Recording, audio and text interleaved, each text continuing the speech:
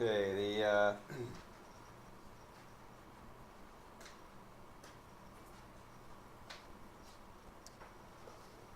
number 6, we have they give us a graph of upside down parabola, looks like here. And it goes through 0, 0, goes through 2, 3, and it goes through 4, 0. So essentially have that. And it says the graph of a differentiable function g is shown, and assume that the area of the shaded region is 8. So we have an 8 for the area of the shaded region, and this being the shaded region. And it says that our f function here is defined as from 2 to x over 3 plus 2 of g of t dt. So with that being our f function, see if we can find an answer to f of 12. That would be your part A. So f of 12, we'd go from 2 to, if I were to stick a 12 in there, I'd have 4 plus 2, that'd be 6. And if we wanted to go from 2 to 6, g of t dt, we would have, no, I lied. No, that is, yeah, that's right, 2 to 6.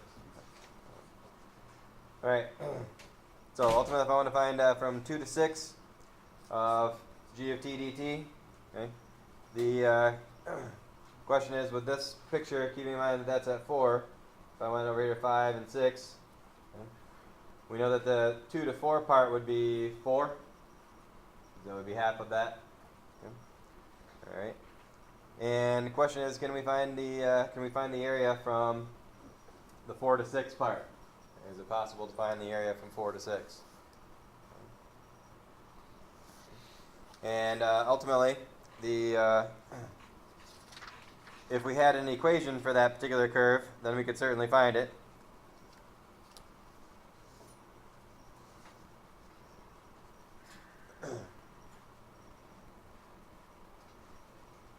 Agreed? Okay. All right. And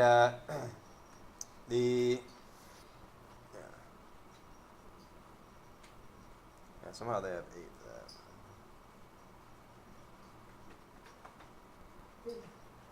Well, let's do this. Okay. If we have our 2, 3 as a point, we know that these are all points. Okay. We know in general that the equation here is going to be y equals a and then x minus 2 squared plus 3. Because we have our vertex at 2, 3. And so we could find our a by taking one of these other 2 points and plugging it in. Okay. And so let's say we put in 4, 0. So if we put a 0 in here, and we put a 4 in here, we're going to get 2 squared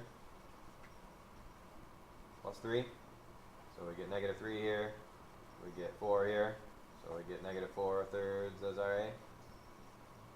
So our equation in question would be negative 4 thirds, x minus 2 squared plus 3. Keep in mind, if it's a calculator problem, we could also just use the quadratic regression with those 3 points that they're giving us too. We get that same equation. Okay. Alright, so with that, if we want to write our equation, or whatever we're going to do with it, if we want to anti-differentiate it, we would have negative 4 thirds, and then if we do the x minus 2 squared, or cubed that is, over 3, and then plus 3x, on 2 and 6, and plug that in. Ultimately, the answer we should get here, if we go from 4 to 6, and we know that 2 to 4 is going to be 4, the answer that's given is a positive 8, which is not possible. So I'm trying to figure out if they messed up something with the notation here, because ultimately, if we did from 4 to 6, that's clearly negative, okay? And pretty likely going to be more than 4 in the negative direction. So it's probably negative something here if we did all that work. Okay. I'm looking at the way they got the answer, that they got it as 8. So I wonder if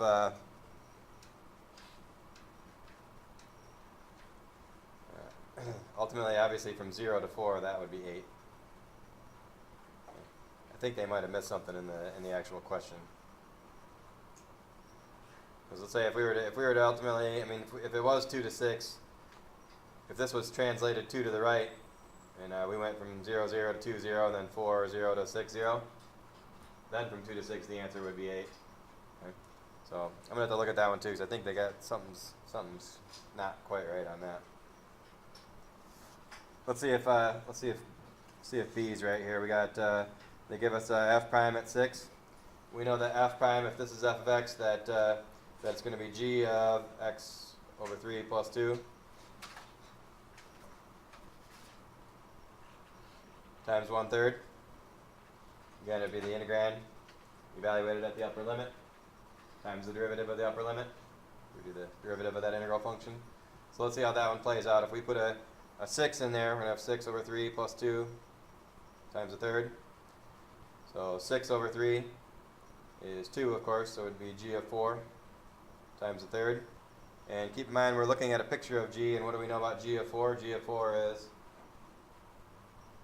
0. So it'll be 0 times 1/3, which is 0. Okay. All right. And part B is, or part C, I mean, says write an expression for f double prime in terms of the function g. So if I do f double prime, remember f prime we said was this prime of x is g of x over 3 plus 2 times 1/3. So that's our f prime, our f double prime.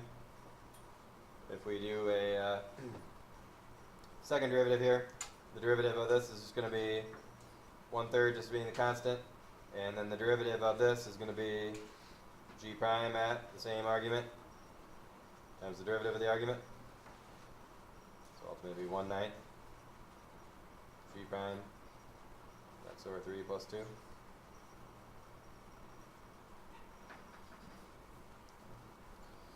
Alright.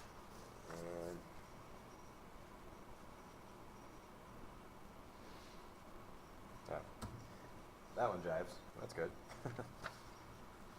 I'm still trying to think in my mind about this part A. Bugs me. So, what's that? Yeah, there's something. I mean, they wanted just the area under the curve somehow, but I think they got something's wrong in their notation here. So I don't think we did anything wrong, because I know 12 in here is 12 divided by 3 is clearly 4. 4 plus 2 is clearly 6, right? So I think we're good on that, but. Alright, and then the next part here says for what values of x is the graph of f concave down. Okay, so bottom line here is concave down would be when f prime would be, f double prime that is, would be negative. So the question is when is this negative? Well, we know 1/9 is never negative. So we'd want to know when is g prime negative. Okay, well g prime is negative on, keep in mind that we're looking at a picture of g in the picture they gave us. So g prime would be negative after 2. So when x is greater than 2, g prime would be negative. Right? Okay. But remember, we want, ultimately the argument here has to be greater than 2. Okay. So that would mean that we want to take our argument x over 3 plus 2 and have that be greater than 2. Because again, we want the argument here would have to be 2 or greater to make the g prime negative.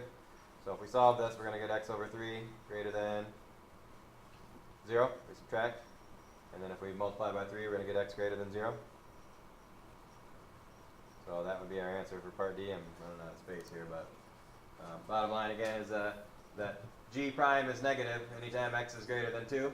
Okay, well x, remember, is ultimately just the argument, so whenever the argument's greater than 2 is when that's going to occur. And if we subtract 2 and multiply by 3, we'll get x greater than 0. And and then sketch a possible graph for f. Let's. I want to take a closer look at that a before we draw the graph of that, because we're going to need a little bit more information on that f. So I'm wondering if they got that typo. I just want to figure out where that 2 has. Maybe that 2 is in the wrong spot or something.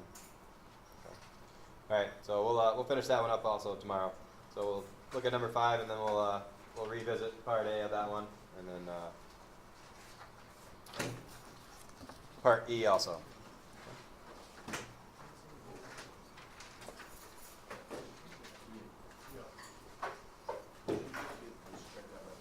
And I'm going to put up the answers here for number 4 again, because I forgot to hit record, so this will be at the end of the video that you watched.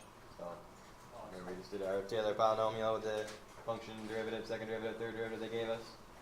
Evaluating at 0.2, max value of the second derivative is 75.